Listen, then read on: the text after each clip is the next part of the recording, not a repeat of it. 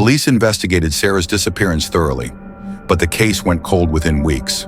There was no forced entry, no signs of a struggle, just an eerie stillness in the apartment, as if she had simply vanished into thin air. But the strange details didn't end there. Months later, Sarah's best friend Emily received a package with no return address. Inside was a flash drive, accompanied by a note in Sarah's handwriting. "I'm still here. Don't open the door." Emily, trembling, plugged the flash drive into her laptop. A single video file played. The footage showed Sarah's apartment, filmed as though someone, or something, was standing in the corner of her living room. Sarah was in the frame, sitting at her desk, working late as she always did. But then Emily noticed something odd. The Sarah in the video wasn't alone. There was a figure standing directly behind her, a shadowy, distorted shape that shifted unnaturally, as if its body refused to obey the laws of physics. Its head was tilted at an impossible angle, and its glowing eyes bore into the back of Sarah's skull. Emily watched, horrified, as Sarah continued typing, completely unaware. But then Sarah in the video stopped. She froze mid-keystroke, her head snapping up as if she'd heard something. Slowly, she turned toward the shadowy figure, her face contorted in terror. The figure leaned down and whispered something into her ear.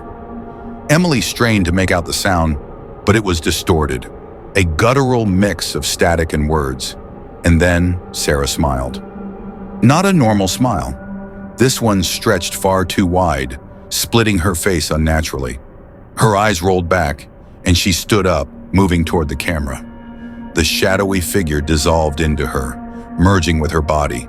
The screen cut to black. Emily's heart raced, her hands trembling. But before she could pull out the flash drive, the screen flickered back to life.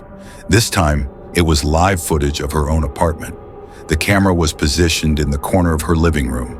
She saw herself sitting at the desk, just as Sarah had been in the video. Behind her, the shadowy figure loomed.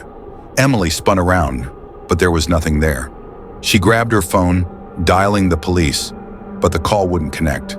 Her phone screen turned black, displaying only 2 words: "Don't look." Emily couldn't resist. She turned back to her laptop, and the figure was now pressed against the screen, its hollow eyes boring into hers, its mouth open wide, impossibly wide, and the screen filled with static.